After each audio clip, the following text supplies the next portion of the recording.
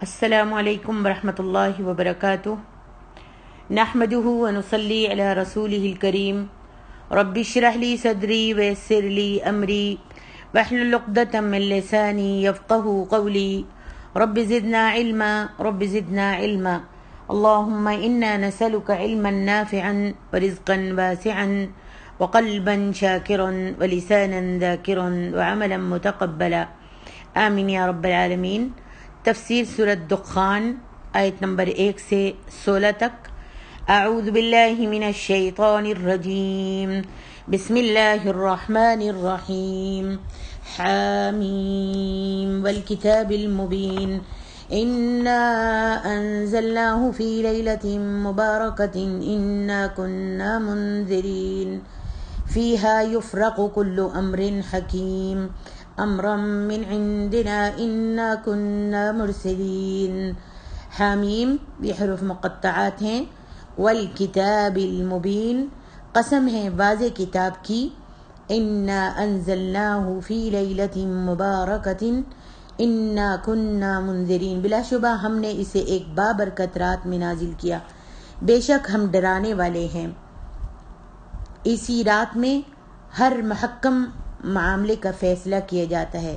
امرا من عندنا انا كنا مرسلین، خاص ہمارے رب سے، ہمارے حکم سے، بے شک ہم ہی رسول بھیجنے والے ہیں۔ رحمتا من ربک انہ هو السمیع العلیم، آپ کے رب کی خاص رحمت سے، بلا شبہ وہی خوب سننے والا اور خوب جاننے والا ہے۔ رب السماوات والارض وما بینہما ان کنتم موقنین، جو آسمانوں اور زمین کا رب ہے اور ان کا بھی جو کچھ ان دونوں کے درمیان ہے، اگر تم یقین کرنے والے ہو۔ لا الہ الا هو یحیی ویمیت ربکم ورب آبائکم الاولین، اس کے سوا کوئی سچا معبود نہیں، وہی زندہ کرتا ہے اور وہی مارتا ہے، وہی تمہارا اور تمہارے اگلے باپ داداؤں کا رب ہے۔ جس رات قرآن نازل ہوا وہ بڑی خیر و برکت والی رات تھی، کیونکہ اس رات کو تمام دنیا کی ہدایت کا اہتمام کیا جا رہا تھا۔ اس مقام پر اس رات کو لیلۃ مبارکہ کہا گیا، اور سورۃ القدر میں لیلۃ القدر یعنی بڑی قدر و منزلت والی رات، یا وہ رات جس میں بڑے اہم امور کے فیصلے کیے جاتے ہیں، جیسا کہ اس سے اگلی آیت میں اس کی وضاحت موجود ہے۔ مطلب دونوں کا ایک ہی ہے، بالفاظ دیگر ایک ہی رات کو یہاں لیلۃ مبارکہ کہا گیا ہے، اور سورۃ القدر میں لیلۃ القدر، اور سورۃ بقرہ میں یہ سرحد بھی موجود ہے کہ یہ رات ماہ رمضان المبارک کی رات تھی، اور احادیث صحیحہ میں یہ صراحت بھی موجود ہے کہ یہ رات ماہ رمضان کے آخری عشرے کی طاق راتوں میں سے کوئی رات ہوتی ہے، اور اکثر اقوال کے مطابق یہ رمضان کی 27ویں رات ہوتی ہے، مگر بعض ناقابل احتجاج روایات کی بنا پر بعض لوگوں نے اس رات کو 2 الگ الگ راتیں قرار دے لیا، یعنی لیلۃ القدر کو تو رمضان کے آخری عشرے میں ہی سمجھا، اور لیلۃ مبارکہ کو ماہ شعبان کی 15 تاریخ قرار دے دیا، اور اس کا نام شب قدر یا شب برات رکھ لیا۔ حالانکہ شب کا لفظ لیلہ کا فارسی ترجمہ ہے، اور شب جو ہے وہ لیلہ کا فارسی ترجمہ ہے، اور برات کا لفظ قدر کا، گویا لیلۃ القدر کا ہی فارسی زبان میں ترجمہ کر کے ایک دوسری رات بنا کر اس کا تہوار منانے لگے، اور اس میں پٹاخے اور آتش بازی چلانے لگے، گویا جو کام ہندو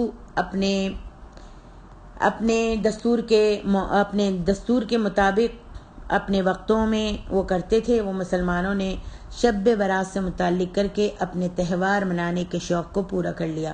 رہی یہ بات کہ کیا سارے کا سارا قرآن اسی رات اترا تھا، جیسا کہ بظاہر اس سورت اور سورۃ القدر سے معلوم ہوتا ہے، تو اس کا جواب یہ ہے کہ سارے کا سارا قرآن ہی لوح محفوظ سے نقل کر کے فرشتوں اور بالخصوص جبریل علیہ السلام کے حوالے کر دیا گیا تھا، یا یہ سارا قرآن آسمان دنیا پر اتار دیا گیا تھا، پھر یہ وہاں سے حسب موقع اور حسب ضرورت کے وقت 30 سال تک نبی صلی اللہ علیہ وسلم پر نازل ہوتا رہا۔ البتہ سورۃ علق کی پہلی 5 آیات اسی رات نبی علیہ السلام پر غار حرا میں نازل ہوئی تھیں۔ فرمایا انا انزلناہ فی لیلۃ مبارکۃ انا کنا منذرین۔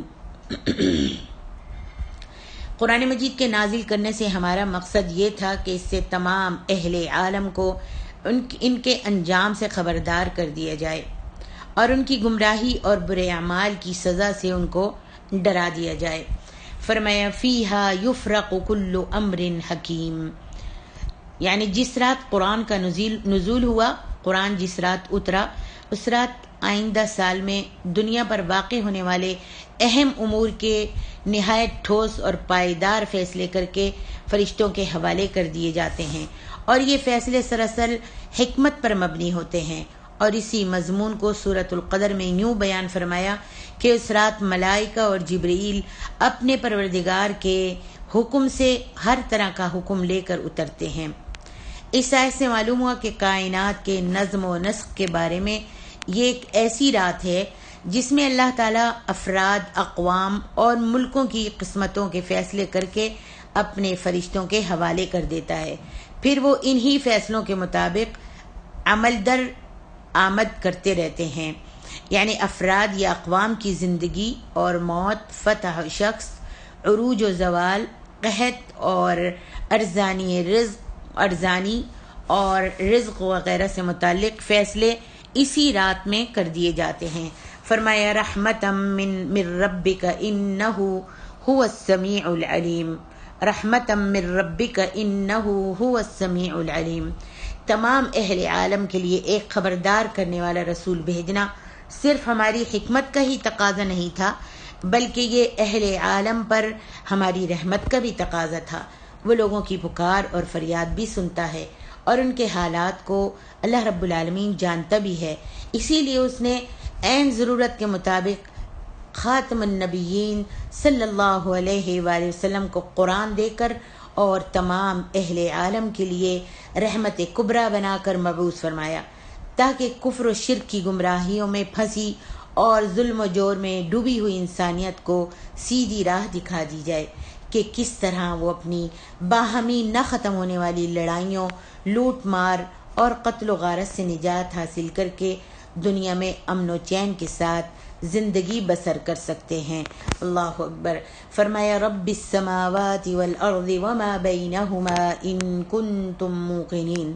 اگر تمہیں اس بات کا یقین ہے کہ کائنات میں موجود ساری مخلوق کی ربوبیت عامہ کی ذمہ داری صرف اللہ تعالیٰ کی ذات ہے، تو پھر تمہیں یہ بھی یقین کر لینا چاہیے کہ یہ نبی علیہ السلام فی الواقع اللہ تعالیٰ نے ہی تمہاری ہدایت کے لیے بھیجے ہیں، کیونکہ وہ صرف تمہاری جسمانی تربیت کا ہی ذمہ دار نہیں ہے، بلکہ تمہاری روحانی تربیت اور تمہیں ہدایت کی راہ کا بتانا بھی ان کے ذمے اللہ تبارک و تعالیٰ نے لگایا ہے۔ فرمایا لا الہ الا هو یحیی و یمیت ربکم و رب آبائکم الاولین۔ یہی تم ہی نہیں بلکہ تمہارے آباء و اجداد بھی اس غلطی اور گمراہی میں مبتلا تھے کہ ان کا پروردگار بھی وہی معبود برحق ہے جو زندہ کر سکتا اور مار سکتا ہے، لہذا انہیں بھی اسی معبود کی عبادت کرنی چاہیے تھی۔ اب تم اپنے آباء کی اس غلطی اور گمراہی کو سند بنا کر، دلیل بنا کر اپنے لیے غیر اللہ کی عبادت کا جواز پیش کرنا چاہتے ہو، حالانکہ اس کے سوا کوئی معبود نہیں، وہی زندہ کرتا ہے اور وہی مارتا ہے، وہی تمہارا پروردگار اور تمہارے پہلے آباء و اجداد کا پروردگار ہے، تمہارے باپ دادا کا پروردگار ہے۔ یہ آیت اسی طرح ہے جیسے کہ آیت کریمہ ہے قُلْ يَا أَيُّهَا النَّاسُ إِنِّي رسول اللہ الیکم جمیعا الذی لہ ملک السماوات والارض لا الہ الا هو یحیی ویمیت۔ سورۃ الاعراف۔ اے محمد صلی اللہ علیہ وسلم آپ کہہ دیجئے کہ لوگوں میں تم سب کی طرف اللہ کا رسول ہوں، اور وہ جو آسمانوں اور زمین کا بادشاہ ہے، اس کے سوا کوئی بھی معبود نہیں، وہی زندگانی بخشتا ہے، زندگی بخشتا ہے، اور وہی اللہ رب العالمین موت دیتا ہے۔ فرمایا بل ہم فی شک یلعبون فارتقب یوم تأتی السماء بدخان مبین یغشی الناس هذا عذاب علیم ربنا اکشف عنا العذاب انا مؤمنون انا لهم الذکری وقد جاءهم رسول مبین۔ مگر کفار کو یقین نہیں بلکہ وہ شک و شبہ میں پڑے کھیل رہے ہیں، تو آپ اس دن کا انتظار کیجئے جب آسمان صاف دھواں لائے گا، جو لوگوں کو ڈھانپ لے گا۔ کہا جائے گا یہ ہے دردناک عذاب۔ کافر کہیں گے اے ہمارے رب ہم سے یہ عذاب ہٹا دے، بلا شبہ ہم ایمان لانے والے ہیں۔ وقد جاءہم رسول مبین، اور ان کے لیے نصیحت کیوں کر ہوگی جبکہ ان کے پاس ایک ظاہر و ماہر رسول آ گیا۔ ثم تولوا عنه وقالوا معلم مجنون انا كاشف العذاب قليلا انكم عائدون يوم نبطش البطشة الكبرى انا منتقمون۔ پھر وہ اس سے پھر گئے، اور بعض نے کہا یہ تو سکھایا پڑھایا ہے، اور بعض نے کہا دیوانہ ہے۔ بے شک ہم تھوڑی دیر کے لیے عذاب دور کرنے والے ہیں، بلا شبہ تم لوٹنے والے ہو، جس دن ہم بہت بڑی پکڑ پکڑیں گے، یقیناً ہم انتقام لینے والے ہیں۔ اللہ اکبر۔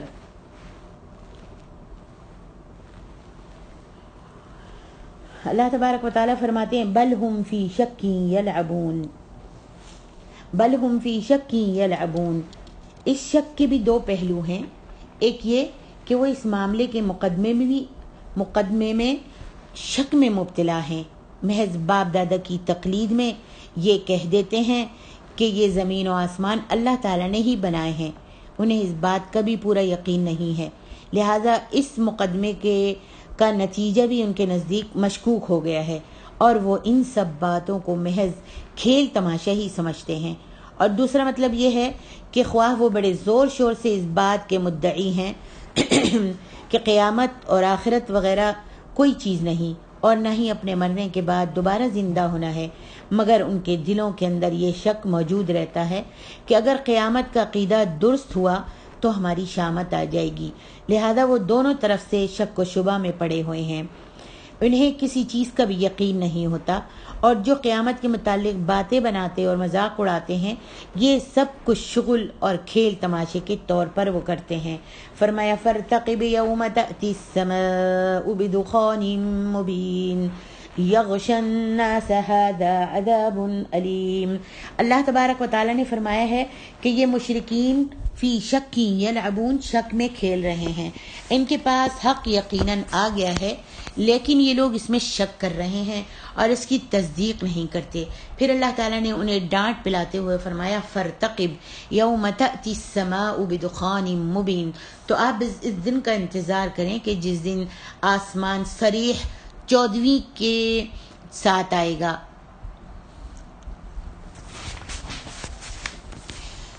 آپ اس دن کا انتظار کریں کہ جس دن آسمان صریح دھوئیں کے ساتھ آئے گا، دھواں لے کر دھوئیں کے ساتھ آئے گا۔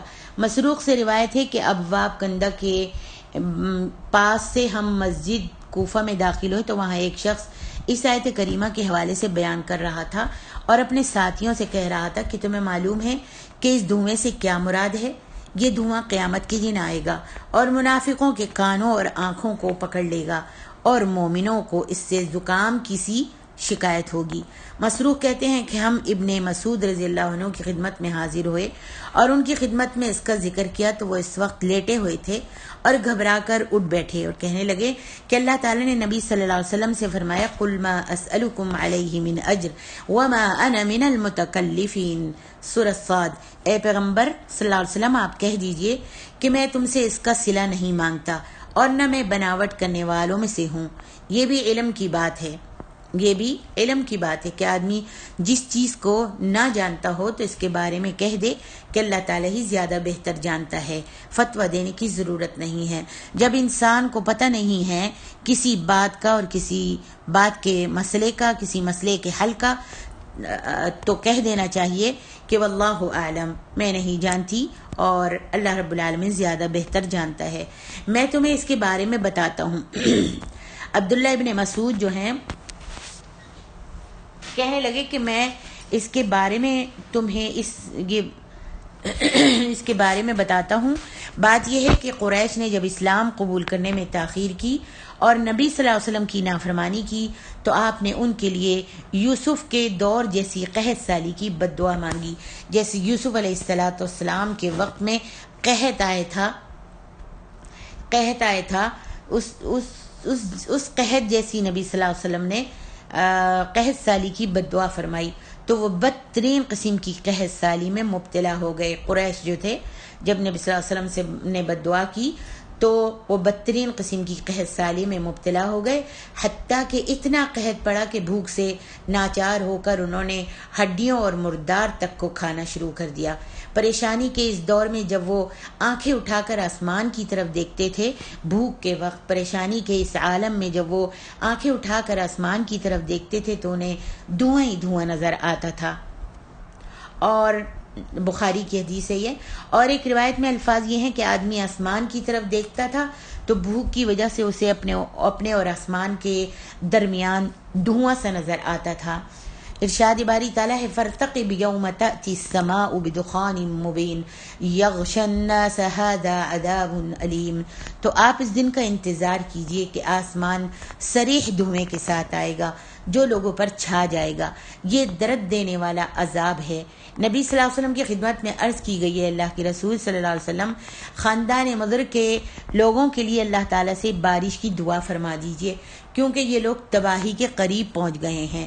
تو نبی صلی اللہ علیہ وسلم نے دعا فرمائی تو بارش نازل ہو گئی۔ تو اس موقع پر یہ آیت کریمہ نازل ہوئی، اِنَّا کَاشِفُ الْعَذَابِ قَلِيلًا إِنَّكُمْ عَائِدُونَ، بے شک ہم تھوڑی دیر کے لیے عذاب دور کرنے والے ہیں، بلا شبہ تم دوبارہ وہی کرنے والے ہو۔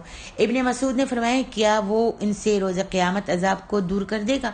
جب قریش کو خوشحالی نصیب ہو گئی تو پھر اپنی پہلی حالت ہی کی طرف وہ پلٹ آئے تو اللہ عز و جل نے یہ آیت نازل فرمائی، یوم نبطش البطشۃ الکبریٰ انا منتقمون، جس دن ہم بڑی سخت پکڑ پکڑیں گے تو بے شک ہم انتقام لے کر چھوڑیں گے، یعنی بدر کے دن۔ ابن مسعود نے فرمایا کہ 5 علامتیں گزر چکی ہیں، نمبر 1 دھواں، نمبر 2 رومیوں کی فتح، نمبر 3 شق قمر، نمبر 4 سخت پکڑ، اور نمبر 5 بدر کا دن۔ یہ حدیث صحیحین میں بھی موجود ہے۔ ابو سریحہ حذیفہ بن اسید غفاری کی حدیث میں ہے کہ نبی صلی اللہ علیہ وسلم نے بالا خانے سے ہمیں جھانک کر دیکھا جبکہ ہم قیامت کا ذکر کر رہے تھے، تو آپ نے فرمایا لا تقوم الساعة حتى تروا 10 آیات، طلوع الشمس من مغربها والدخان والدابة وخروج یاجوج وماجوج وخروج عیسی ابن مریم والدجال وثلاثة خسوف، خسف بالمشرق وخسف بالمغرب وخسف بجزيرة العرب ونار تخرج من قعر عدن تسوق الناس أو تحشر الناس تبیت معهم حیث باتوا وتقیل معهم حیث قالوا، قیامت اس وقت تک نہیں آئے گی، قائم نہیں ہوگی جب تک تم 10 نشانیاں نہ دیکھ لو۔ نمبر 1 سورج کا مغرب سے طلوع ہونا، نمبر 2 دھواں، نمبر 3 جانور، نمبر 4 یاجوج ماجوج کا نکلنا، نمبر 5 عیسی ابن مریم کا آنا، نمبر 6 دجال کا نکلنا، نمبر 7 زمین میں زندہ دھس جانے کے 3 واقعات، ایک مشرق میں دھسنا، نمبر 8 ایک مغرب میں دھسنا، نمبر 9 اور جزیرت العرب میں دھسنا، نمبر 10 ایک آگ جو عدن کے علاقے کی طرف سے نکلے گی اور لوگوں کو ہانک کر لے جائے گی یا لوگوں کو اکٹھا کر دے گی، وہاں رات گزارے گی جہاں وہ شب بسر کریں گے، رات بسر کریں گے، اور وہ ان کے ساتھ قیلولہ کرے دوپہر کو سوئے گی جہاں وہ قیلولہ کریں گے۔ اس حدیث کو امام مسلم ہی نے روایت کیا ہے، امام بخاری نے نہیں کیا۔ اور صحیحین میں ہے کہ نبی علیہ الصلوۃ والسلام نے ابن سیاد سے فرمایا تھا انی قد خبأت لک خبأ، یقیناً میں نے تیرے لیے ایک چیز کو چھپایا ہے۔ اس نے جواب دیا کہ وہ دکھ ہے۔ نبی صلی اللہ علیہ وسلم نے فرمایا اخسأ فلن تعدوا قدرک، اخسأ فلن تعدوا قدرک، تیرا برا ہو تو اپنی حد سے تجاوز نہیں کر سکے گا۔ راوی کہتے ہیں کہ نبی صلی اللہ علیہ وسلم نے اپنے جی میں اس وقت اس آیت کا تصور کیا تھا، فارتقب یوم تأتی السماء بدخان مبین۔ یہ اس سے معلوم ہوتا ہے کہ دھواں بھی ان باتوں میں سے ہے جن کے وقوع پذیر ہونے کا انتظار کیا جا رہا ہے۔ ابن سیاد کاہنوں کے طریقے پر جنوں کی زبان سے بات کرتا تھا، اور یہ لوگ عبارت کو توڑ مروڑ کر پیش کرتے ہیں، اسی وجہ سے اس نے دخ کہا۔ جب نبی صلی اللہ علیہ وسلم نے اس سے پوچھا، یہ ابن سیاد جو تھا یہ مسلمان نہیں ہوا تھا، تو جب نبی صلی اللہ علیہ وسلم نے پوچھا میں نے تجھ سے ایک چیز کو چھپایا ہوا ہے، تو اس نے کہا کہ وہ دکھ ہے۔ تو نبی صلی اللہ علیہ وسلم نے اس آیت کو اپنے دل میں رکھا ہوا تھا، فارتقب یوم تأتی السماء بدخان مبین۔ جب اس نے کہا کہ یہ دکھ ہے یعنی یہ دھواں ہے، تو اس سے معلوم ہوتا ہے کہ دھواں بھی ان باتوں میں سے ہے جن کے وقوع پذیر ہونے کا انتظار کیا جا رہا ہے۔ ابن سیاد کاہنوں کے طریقے پر جنوں کی زبان سے بات کرتا تھا، اور اس نے جنوں کی زبان سے یہ پوچھ لیا اور سن لیا، اور یہ لوگ عبارت کو، ان کی عادت تھی کہ یہ لوگ عبارت کو توڑ مروڑ کر پیش کیا کرتے تھے، اسی وجہ سے اس نے دخ کہا یعنی دھواں، اور اس سے اس کی مراد دخان تھا یعنی دھواں تھا۔ اس سے نبی صلی اللہ علیہ وسلم کو معلوم ہو گیا کہ اس کا مادہ شیطانی ہے۔ کس کا مادہ؟ یعنی اس شخص کا، ابن سیاد کا مادہ جو ہے شیطانی ہے۔ اسی لیے تو آپ نے اس سے فرمایا تھا اخسأ فلن تعدوا قدرک، تیرا برا ہو تو اپنی حد سے تجاوز نہیں کر سکے گا۔ سبحان اللہ۔ بہت سی مرفوع، موقوف، صحیح، حسن اور دیگر درجوں کی احادیث اس بات کی واضح دلیل ہے کہ دھواں بھی قیامت کی ان نشانیوں میں سے ہے جن کا انتظار کیا جا رہا ہے۔ اور پھر قرآن مجید کی اس آیت کریمہ سے بھی بظاہر یہی معلوم ہو رہا ہے کہ فارتقب یوم تأتی السماء بدخان مبین، تو آپ اس دن کا انتظار کیجئے کہ آسمان صریح دھویں کے ساتھ آئے گا، یعنی ایسا صاف اور واضح دھواں ہوگا جسے ہر کوئی دیکھ لے گا۔ جبکہ ابن مسعود کی تفسیر کے مطابق اس کا مفہوم یہ ہے کہ اس سے مراد وہ خیالی دھواں ہے جو کفار قریش کو شدید بھوک اور تکلیف کی وجہ سے محسوس ہوتا تھا، یعنی قحط کے وقت جو کفار قریش کفار کو بھوک کی وجہ سے جب اوپر دیکھتے تھے تو دھواں نظر آتا تھا، لیکن یہ بات درست معلوم نہیں ہوتی۔ اس آیت میں اصلاً علماؤں کا اختلاف ہے۔ ابن مسعود یہ کہتے ہیں اور صحیح جو ہے وہ یہی ہے، فرمایا کیونکہ آگے اللہ تعالیٰ نے فرمایا ہے کہ یہ بات درست معلوم نہیں ہوتی، جیسا کہ عبداللہ ابن مسعود کہتے ہیں۔ امام ابن کثیر میں لکھتے ہیں ابن مسعود کی تفسیر کے مطابق اس کا مفہوم یہ ہے کہ اس سے مراد وہ خیالی دھواں ہے جو کفار قریش کو شدید بھوک اور تکلیف کی وجہ سے محسوس ہوتا تھا۔ لیکن امام ابن کثیر کہتے ہیں، حافظ ابن کثیر کہتے ہیں، لیکن یہ بات درست معلوم نہیں ہوتی کیونکہ آگے اللہ تعالیٰ نے فرمایا ہے یغشی الناس، جو لوگوں پر چھا جائے گا، یعنی وہ دھواں جو لوگوں پر چھا جائے گا، یعنی سب لوگوں کو ڈھانک کر اپنی لپیٹ میں لے لے گا۔ اگر اس سے مراد محض خیالی بات ہوتی جو مشرکین مکہ ہی کے ساتھ خاص تھی، جو وہ بھوک کے وقت آسمان کی طرف نظر اٹھاتے تھے تو ان کو دھواں نظر آتا تھا، اگر یہ ان کے ساتھ ہی خاص تھی تو پھر اس کے بارے میں یہ نہ کہا جاتا یغشی الناس ھذا عذاب علیم، جو لوگوں پر چھا جائے گا۔ ارشاد باری تعالیٰ ہے ھذا عذاب علیم، یہ درد دینے والا عذاب ہے، یعنی انہیں ڈانٹ ڈپٹ اور سنزنش کے طور پر یہ کہا جائے گا کہ یہ درد دینے والا عذاب ہے۔ اللہ اکبر۔ آگے ارشاد ربانی ہے ربنا اکشف عنا العذاب انا مؤمنون ربنا اكشف عنا العذاب إنا مؤمنون أنى لهم الذكرى وقد جاءهم يغشى الناس هذا عذاب أليم ربنا اكشف عنا العذاب إنا مؤمنون أنى لهم الذكرى وقد جاءهم رسول مبين. فرمایا اے ہمارے پروردگار ہم سے اس عذاب کو دور کر دے، یقیناً ہم ایمان لاتے ہیں. یعنی کافر جب عذاب الہی کو دیکھیں گے تو وہ کہیں گے اے اللہ اس عذاب کو ہم سے دور کر دے. جیسا کہ اللہ تبارک و تعالیٰ نے دوسری جگہ ارشاد فرمایا ہے وَلَوْ تَرَى إِذْ وُقِفُوا عَلَى النَّارِ فَقَالُوا يَا لَيْتَنَا نُرَدُّ وَلَا نُكَذِّبَ بِآيَاتِ رَبِّنَا وَنَكُونَ مِنَ الْمُؤْمِنِينَ. سورۃ الانعام. اور کاش آپ ان کو اس وقت دیکھیں جب یہ دوزخ کے کنارے کھڑے کیے جائیں گے تو کہیں گے اے کاش ہم پھر دنیا میں دوبارہ لوٹا دیے جائیں اور اپنے پروردگار کی آیتوں کی تکذیب نہ کریں اور مومن ہو جائیں. اسی طرح اللہ تعالیٰ سورۃ ابراہیم میں بھی فرماتے ہیں، کہیں گے فَيَقُولُ الَّذِينَ ظَلَمُوا رَبَّنَا أَخِّرْنَا إِلَىٰ أَجَلٍ قَرِيبٍ. اور لوگوں کو اس دن سے ڈرائیں کہ جب ان پر عذاب آ جائے گا تو تب ظالم لوگ کہیں گے اے ہمارے پروردگار ہمیں تھوڑی سی مدت مہلت عطا کر دے تاکہ ہم تیری دعوت توحید کو قبول کر لیں اور تیرے پیغمبروں کے پیچھے چلیں، یعنی ان کی اطاعت کریں.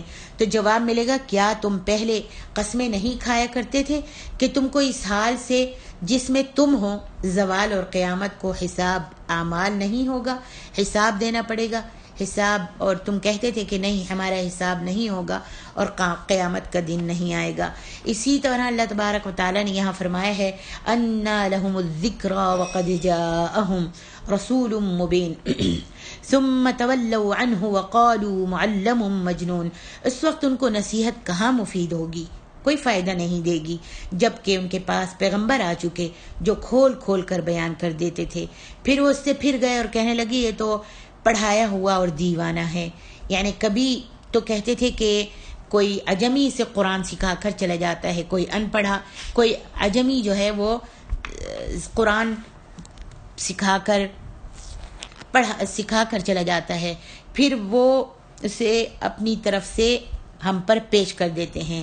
کوئی عجمی آ کر ان کو قرآن سکھا جاتا ہے اور اس کو یہ اپنی طرف سے ہم پر پیش کر کے کہتا ہے کہ یہ اللہ کا کلام ہے جو مجھ پر نازل ہوا ہے. اور جب آپ یہ دعویٰ کرتے تھے کہ اگر تم لوگ اللہ کی دعوت پر ایمان لے آؤ تو تم عرب و عجم کے مالک بن جاؤ گے، تو نبی صلی اللہ علیہ وسلم کو دیوانہ کہنے لگتے تھے. گویا یہ دونوں الگ الگ مواقع پر کافروں کے الزامات ہیں جو یہاں اکٹھے کر دیے گئے ہیں. فرمایا انا کاشف العذاب قلیلا انکم عائدون. اگر ہم ان پر سے یہ قحط کا عذاب کچھ مدت کے لیے ہٹا بھی دیں تو پھر وہی حرکتیں کرنے لگیں گے جو وہ پہلے کرتے رہے اور اس قحط کے طبعی اسباب تلاش کرنے لگیں گے. اس قحط کے اسباب، اس قحط کو دور کرنے کے لیے اسباب تلاش کرنے لگیں گے. پھر بھی انہیں یہ خیال نہیں آئے گا کہ ہمیں ہماری شرارتوں کی سزا، ہماری بد مزاجی کی سزا، ہمارے ایمان نہ لانے کی سزا، ہماری تابعداری نہ کرنے کی سزا اس صورت میں ہم کو ملی ہے کہ اللہ تعالیٰ نے ہم پر عذاب لا کر ہم سے ہٹا دیا. اللہ تعالیٰ فرماتے ہیں اگر ہٹا بھی دیں ہم ان سے عذاب تو یہ پھر بھی ایمان نہیں لائیں گے اور پھر یہ پہلے ہی جیسے شرارتوں میں لگ جائیں گے.